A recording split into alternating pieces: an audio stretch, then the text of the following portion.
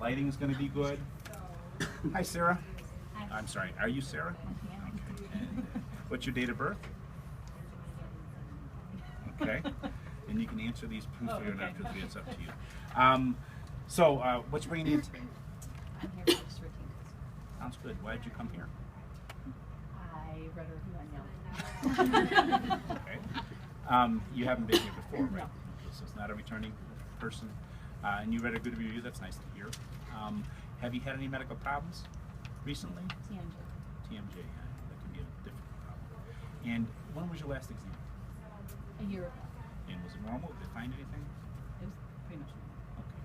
Just a TMJ? Yeah, or? just the And you followed up with somebody about the TMJ? treatment. And you're getting treatment? Is it helping? Yes. Good. Fantastic. So have you had any recent fevers, chills, any headaches, Only related to TMJ. nausea, vomiting, problems with the urinating or anything like that? No? So no real medical problems? You don't have any specific concerns that you want to go over today? Just kind of here for your exam. All right. Sounds good. Any medical problems I should know about? Heart problems, lung problems, diabetes, blood pressure, anything like that? No. Have you had any recent illnesses? How about major injuries?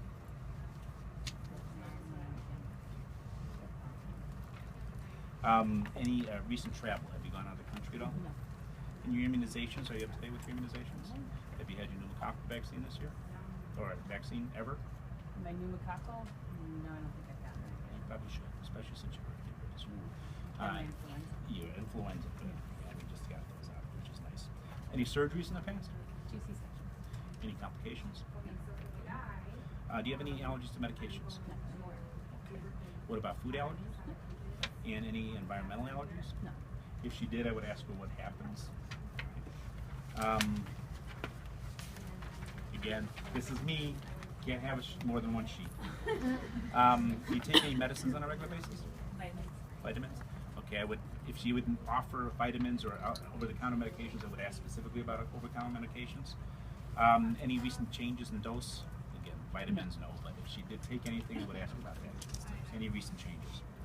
Family history. Do you have any diabetes, blood pressure problems, heart problems? Yes. My father's diabetic and has high blood pressure. All right. Mom? High blood pressure. How about your brothers or sisters? 6 years. They're both fine? What about children? 2 children. How about your husband? And that doesn't have so much to do with genetics, but if she's dealing with a husband that has multiple medical problems, it's definitely going to affect her, how she is. So it's important to ask. Do you smoke? No. How about alcohol? No. How about street drugs of any kind? No. Are you sexually active? And I would ask her, don't ask her. How often? Is it enjoyable? Well, you can answer it if you want. I'll abstain from those. And what type of work do you do? I'm a nurse. And you're a nurse, I know. Any religious preferences that might impact your therapy? No. Anything I should know about? And insurance? Do you have insurance? I do. And is this visit going to be covered, or are you concerned about financial resources or anything? So that's that. Now what I want to do is ask you a bunch of questions about different systems, just to see if I've missed anything. And generally, you feel like you're pretty healthy? Yes. What about headaches? Only related to How often do they occur? since I have my appliance, very rarely. And do you take medicines for them, or what usually makes it just kind of go away? Yeah, ibuprofen to take care of it. Do you have problems with your vision? No. Do you wear glasses? No. And when was your last vision exam? About a year ago. And dental exam? Up to date, like a couple months ago. Okay. Any problems with hearing? No. Throat? No. Facial congestion? No. Smelling? Anything like that? No. No problem swallowing? No. Any neck pain Okay. associated with the TMJ again? Okay. What about chest pain? Shortness of breath? Any cough? No. You able to keep up with your peers and stuff like that? No change in level of activity or anything like that? Nausea, vomiting, diarrhea, problems with eating? Change in type of foods you can eat in your tolerances? Only related to Problems urinating or burning? Okay. Any unusual vaginal discharge? Stooling, normal, once a day or so? Okay. Any muscle pains, No. weakness, numbness or tingling to the extremities? Any problems with heat or cold intolerances? Any unexplained weight gain or weight loss? Change in hat sizes? That's an old one. And how many pillows do you sleep on at night? And any emotional issues? Dealing with a lot of stress or anything like that? Just going to school. Yeah. Do you feel like you want to hurt yourself at all? Hurt anybody else? Sometimes, yeah. All right. So, the nurse that, whenever she came in, did all the vital signs. They looked at them, they're normal. Pulse oximetry is also normal. She's not complaining of any pain. I would look at her. She's got good posture. She's sitting like she's comfortable. She's appropriately dressed for the climate. She seems to have a good self-image. I would check her weight. I'd check her height. Check for a BMI to see what that looks like, and I'm sure it's in good shape with her. Any problems sleeping? No? Good. Again, body language looks good. She's fully alert and oriented. She seems to have good abstract reasoning. She can talk to me about her family. She jokes appropriately. That kind of stuff was all part of abstract reasoning. Memory, I might ask her to remember 3 things. My problem with that test is I can never remember the 3 things, so that's why I don't do it. But sometimes just asking about history and that kind of stuff can give you that same type of articulation is good. If it's kids, I would ask about age-appropriate activities.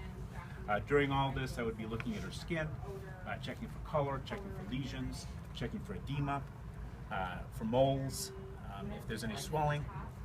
I would ask to look at her nails, see if there's any clubbing. They seem to be well manicured. It seems like she takes care of them. Same thing with the toes. Again, looking for color. I would then look at her head. Again, just basically looking at shape, look at symmetry. Everything seems fine. Nothing looks abnormal, or the facies that we've talked about before. I would then palpate the scalp. Is it tender? She was in the sun. What I would also want to do is just kind of move the scalp, see if it moves freely or not. And who hit you? It's so embarrassing. I gave myself a concussion yesterday. Oh. Looking for hair distribution. I would feel her hair feels very normal, supple, it's not dry and cracking. Check her TMJ. So, and if I felt her TMJ, her left TMJ actually has a click associated with it, which is abnormal. Whenever we open our TMJs, we shouldn't feel much of it. I know for a fact that she has TMJ also, which would explain that. The other thing I could have her do is go as far forward, back, side to side as possible. I think she's got an appliances, so I'm not going to ask her to do that. But that's just to see how everything's mobile, if everything moves like it's supposed to. I would also check for temporal arteries. Palpation, is it tender? And also, if I can feel a pulse. And when I feel a pulse, is the artery really distinct where I can feel it very, very easily? If it is, that means it's hypertrophy, which is an abnormal finding. Bruise. I could listen for bruise here if I wanted to, especially for pediatric patients. I listen for bruise in the other areas in just a little bit. Sinus tenderness. You can palpate. My personal opinion is percussion is more sensitive. Does it hurt if I do that? All right, so that would be the sinuses. I would then start with my lung exam. Do a deep breath. Side to side. You always want to do your lung evaluation side to side because you're always comparing to the controller to the other side. If you went like this, you wouldn't be able to say it's the same as the other side. So that's why I always go side to side. Down. Don't forget to do the sides and the front. All right. Remember, if you don't do the front and you don't do the side, you don't check the right anterior lobe of the lung. You miss that totally. All right. All right. So lungs. Listen to the front. Then I would do my cardiac exam.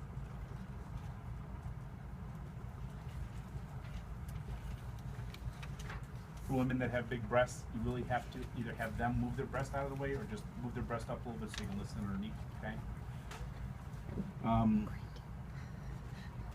Screwing myself up by trying to look at the paper too much.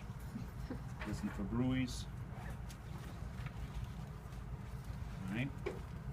This is also when I would check for CVA tenderness. No pain? Okay. Can you just hand me the Otoscope? No, the other one. Okay. Bye. So I'm just going to check your ears, look on this side, look on this side. I see the landmarks, I see the light reflex, I can see the umbo. It's pearly gray, canals look normal. Is it tender if I push on your tragus here? Does that hurt? Any mastoid tenderness? That's all reasons to check, especially if somebody has otitis media. Can you open up your mouth real big? Say ah. I'm looking for the eye. I'm looking for symmetrical rise of the uvula and the soft palate. I'm also getting a better look at her throat, see if it's red, see if it's swollen. All right. Looking at her, open up your mouth again. Looking at her teeth, lift up your tongue, looking underneath and see if everything looks normal there too. Looking for any type of plaques, leukoplakia, anything like that. Okay. I've already looked at her teeth. Nothing seems to hurt when she's biting down. You can also ask, does it feel like everything's lining up normal? I know the appliance is probably screwing that up a little bit for you. All right. And then tip your head back for me. Lift up her nose, look inside the nares. What I'm looking for is the turbinates, the lower turbinate, the middle turbinate is what I can usually see. Looking at the septum to see if it's normal looking. Looking at anything that I can see that looks abnormal. Sometimes polyps are in there, sometimes there's denuded areas or inflammation or swelling, the redness, that kind of stuff. So looking for all that. Thank you. So I've done all that. I've listened to the lungs and the heart and stuff like that. What I'm going to have you do is now lay down. And what I'm going to do is, I'm not going to do it just because it's hard to do on this bed, but I would actually have her stop at about 45 degrees. I would then check for JVDs. Should you head to the side? No JVD on that side. No JVD on this side. And then I would have her lay all the way down. Now I'm going to have you turn on your left side. Don't do it. I'm going to have you turn on your left side, and I'm going to start listening for heart sounds again. And I would probably just say, okay, you thought about it, don't worry about doing it. But again, if I thought there was something abnormal on my exam, I would definitely do that as part of the exam. And have her lay back down. Again, assess the abdomen, listen to the abdomen, palpate the abdomen, all those things that we've done just beforehand, so I don't have to redo those right now. I would also want to percuss the liver span. So go between the ribs.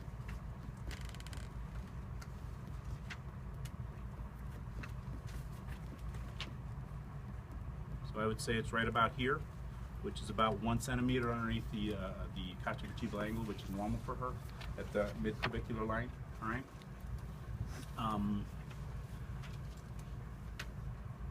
I would have had the nurse do the visual acuity already. She would have told me that it was 20/20 or whatever it is.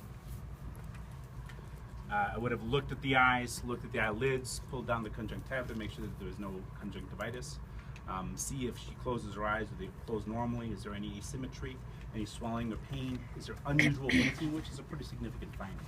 If there's a problem with the eyes, there's usually going to be some blinking associated with it, so a negative, no unusual blinking is a significant pertinent negative.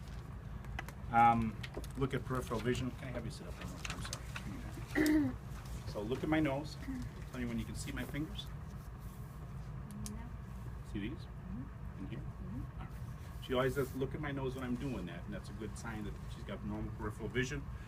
Same thing coming from the top and from the bottom. Good. Now looking at her, I can see, looking at her eyes, and I can see the corneal reflex that everything looks normal. They're the same on both eyes. If they were abnormal, what I would have her do is look at my nose. I would then cover up one eye. If it was the weak eye, I would actually see a shift in the cornea. Patient, you could see the eye look and try to focus. If I was doing a strong eye, nothing would happen. But again, only if that was an abnormality. I'd like you to be able to explain that to me during the exam if they ask. All right. Can you give me the otoscope or the dermoscope? What I'd like you to do is find a spot there behind me. I'm going to get in your way, so just keep on looking at that spot. Put it up against my eye. I can set this for my vision now. I'm looking, I go in, see the light reflex, start to turn until it becomes nice and sharp. Okay, I see the fundus now, and I see the vessels. There's no nicking, does not look inflamed. Everything looks normal. I can see the optic disc, it's nice and sharp. No cupping noted, no papilledema, and that would be my exam on both sides. Right? So look like you're going to do it on both sides. I might say that was fine, or I might say go ahead and repeat it, so I can just see if there's something that I missed when I was doing my evaluation. Right? Cover extract motion. I want you to follow my finger to the periphery. Doing this, I'm not examining enough. I'm not having her go to the side enough. So I'd have to go all the way out here so she moves her eye all the way to the end. Big H. All right? Now I've evaluated the whole thing. For accommodation, look at my finger, then look at the wall. My finger, look at the wall. And you can see the pupils dilate and constrict. All right? Ears. The oldest, well, we got it ready. Weber and Rhine test. They have.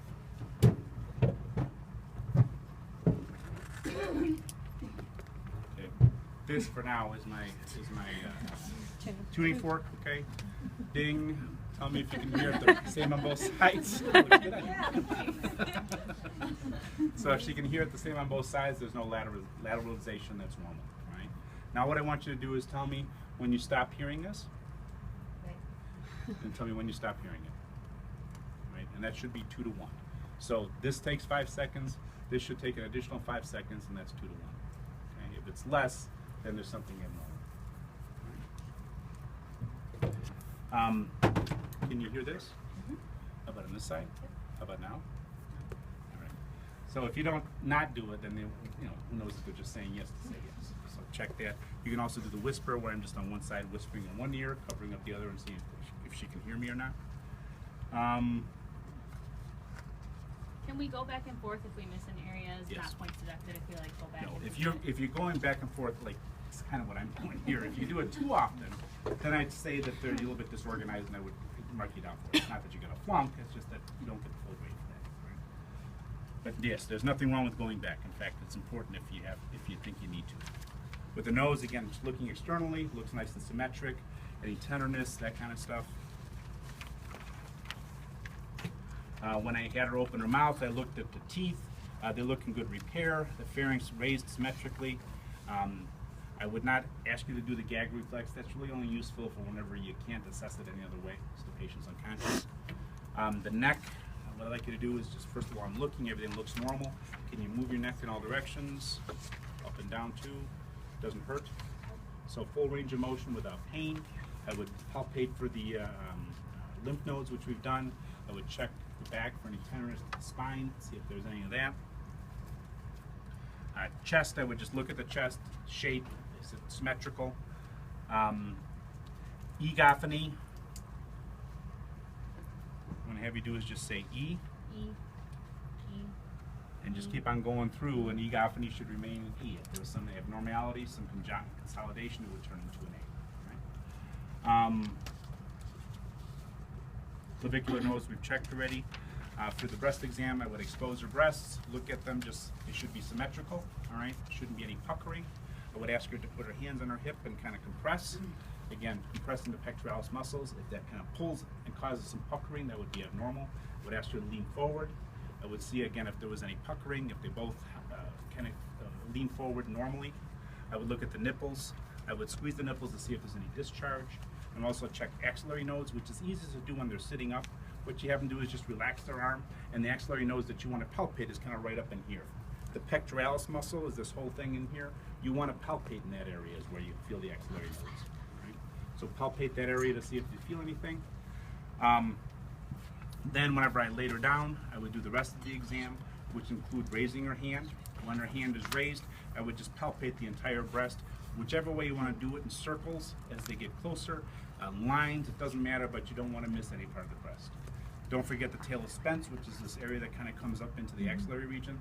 This is where most of the problems exist. This is where most of the cancers occur, so you want to really check that area real closely. So do we just talk through this or actually do it? Yeah. Okay. Extra credit if you want to really do it. Not doing it. Hillary, I'm sorry. So for lungs, we did thoracic expansion. We did diaphragmatic excursion.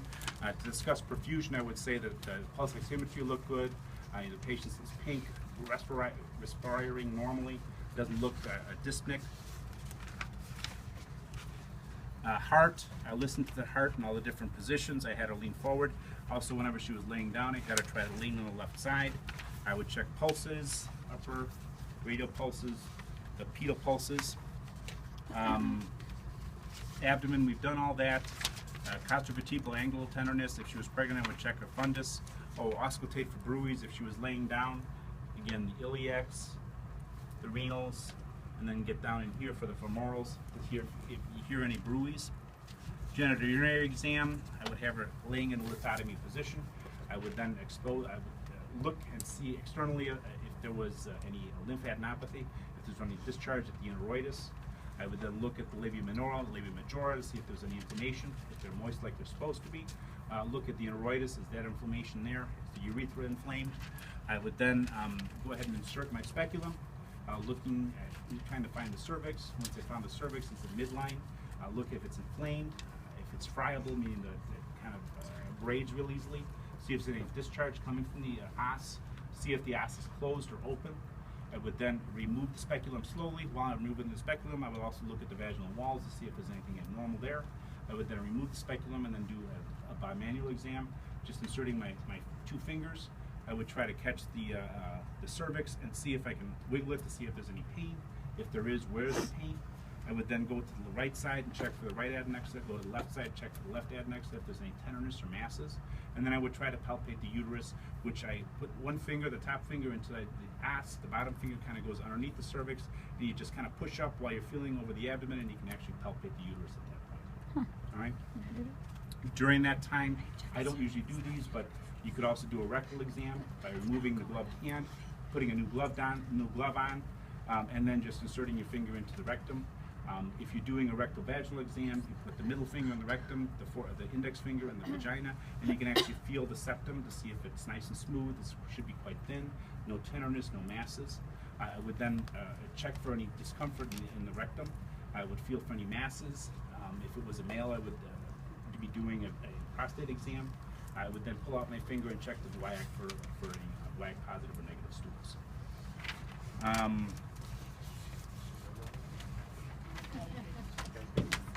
Musculoskeletal exam. I would, whenever she's laying down, possibly just, can you feel me touching you here? Does it feel normal on both sides? Please squeeze my hands. Good. Lift up your arms. Push down. Keep your shoulders up like that. Up, there you go. Down. Pick up this foot. Now this one. Put, plantar flexion and plantar and dorsiflexion to see if there's strength with push pull and see if that's normal. Range of motion. I could either do that laying down passively, where I do it for her. Many times I'll actually have them stand up and do it whenever they're standing, so I'll show you what that looks like. Cranial nerve exams. Can I just have my otoscope again? Look at my nose. Check the pupils. Good. Follow my light. Good. Close your eyes real tight for me. Good. Feel me touching you here. Same on both sides. You can open up your eyes. Smile for me real big. Good. Stick out your tongue. Wiggle it side to side. Puff out your cheeks. Shrug up your shoulders. Push your head to the left. Turn your head to the left. Turn your head to the right. Feel me touching you here. Again, good strength. So my cranial nerves are normal. Cranial nerve exam looks normal. All right. So we don't need to go through each cranial nerve that we're testing. No, I'd like you to know what you're testing. So if in case I ask you, well, what are you testing now? Go ahead and kind of set it back to me. All right. It is listed on the paper, so you know what it is you're looking for. While she's laying down, I could do a Babinski, which is just stroking the bottom of her foot, which would cause her toes to kind of curl. Reflexes. What I'm going to have you do is just relax your arm. So I have to preload the bicep tendon and hit it. And you can see there's a little bit of flexion there in the bicep. The radial, break the radial, just kind of lay it down. This is kind of on an angle. And you can see that there's a little bit of flexion in the forearm. Could you turn it just a little bit? Sure. So the bicep, you have to preload the bicep. So once you find the bicep, you push on it, which preloads it, and then you hit your hand, and I can feel that there's a little spasm going on. You might not be able to see a lot of movement on her arm, which is normal. Brachioradialis, it's not on the medial aspect, it's not on the dorsal surface, it's kind of right in the middle. So he just relaxes her arm, and I can see again there's a little spasm there. All right. The tricep is the hardest one because you have to have the most help with the patient. The patient has to relax, and it's amazing how much you want to always help whenever they're doing that. Okay? So if she's relaxed, what I want to do is right above the olecranon process, I want to strike right there, and you can see that she's moving her arm. Okay, so that's the tricep reflex. Patellar, right underneath the patella. See if there's a good reflex there. I usually actually check that one when they're laying down. And the last one would be the Achilles.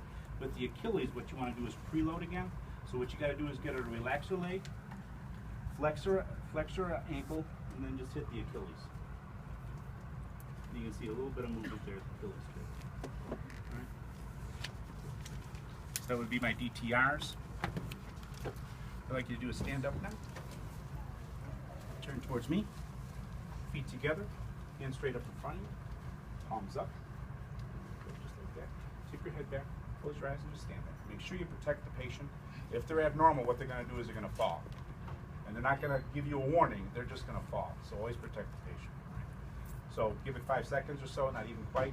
Again, she's not doing any stepping out. An abnormal finding would be something like this. You can do it again. Well, no, what I need you to do is stand still and not move. Have them do it again. If they step out again, it's a positive Romberg sign. So there's something going on. You have to investigate further. Other thing I did was a pronator drift. This is the normal pronator drift. This is an abnormal pronator drift. And the reason you want to have their hands out, a mild weakness is just the turning in of the hands. All right. So you want to keep the elbows or the palms up. All right. Now I want you to take your finger, touch your nose, touch my finger. Again. Again. Now the left hand, do the same thing. Now I'd like you to take your heel, touch your knee, and run it down the front of your leg. That's the heel to shin. That should be a nice smooth motion. All right. Stereogenicity, graphesthesia. Tell me what. Close your eyes. Tell me what number I'm writing. 8. All right. Now I'd have a pen or something like that. I'd put it in her hand. Tell me what that was.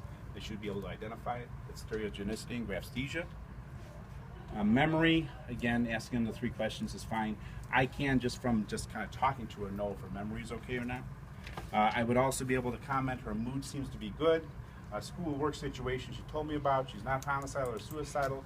Any abuse in the family? Have you ever been abused? Ask that question. I mean, I'm looking for it. Any safety issues in the home? You know, where do you live? Is it a comfortable and safe neighborhood? If it's a kid, do you wear helmets? Do you wear seatbelts? That kind of stuff. As an adult, is another thing too. Are you enjoying your life? Yes. Are you enjoying this class? Yes. Oh, good. All right, that was a little bit disorganized, but again, I did cover everything, and it was, I think I started a half an hour, and I did also incorporate a lot of things that we don't need to go over whenever you're doing the museum. So you should have enough time.